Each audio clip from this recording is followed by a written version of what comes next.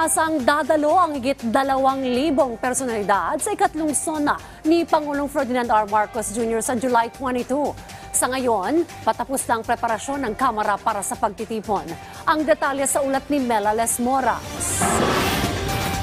Dito sa North Wing Lobby ng Batasan Complex, halos patapos na ang pagpipintura at pagsasaayos ng mga wiring na bahagi ng renovation para sa ikatlong State of the Nation address ni Pangulong Ferdinand R. Marcos Jr. na itinakda sa July 22. Ayon kay House Secretary General Reginald Velasco, pagsapit ng July 15 o isang linggo bago ang SONA, inaasahang tapos na ang lahat ng pagawain nila rito sa Kamara. Hindi lang naman daw ito pagpapaganda, kundi bahagi rin ng kanilang security measures.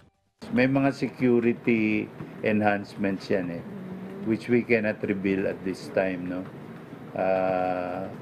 It was required by the security agencies that we enclose the north and south lobby na unlike dati open air doon, di ba? Sa kasaysayan ng Pilipinas, inaasahan na itong SONA 2024 ang pinakamaraming attendees, sabi ni Secgen Velasco. Sa ngayon, higit 2,000 na ang nag-confirm na sila'y dadalo. Kabilang na riyan ang nasa 47 ambassadors mula sa iba't ibang bansa kasama na ang China at Amerika. Ang iba pang personalidad, nag-abiso namang hindi sila makapupunta. Si BP Robredo, former BP Robredo, former BP Binay.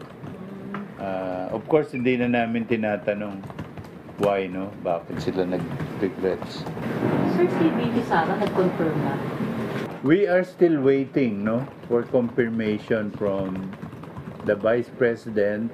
Tulad noong nakaraang taon, ang Radio Television Malacanang o RTVM ang in charge sa creative direction ng SONA. Sa ngayon, hindi pa pinapangalanan kung sino ang aawit ng lupang hinirang sa pagtitipon. Pero ang mga magdadasal, ibinakilala na galing naman sa iba't ibang relihiyon sa bansa. Sabi ni Secgen Velasco, hindi pa niya nakakausap muli si Pangulong Marcos patungkol sa SONA. Pero si House Speaker Martin Romualdez may bilin sa kanya.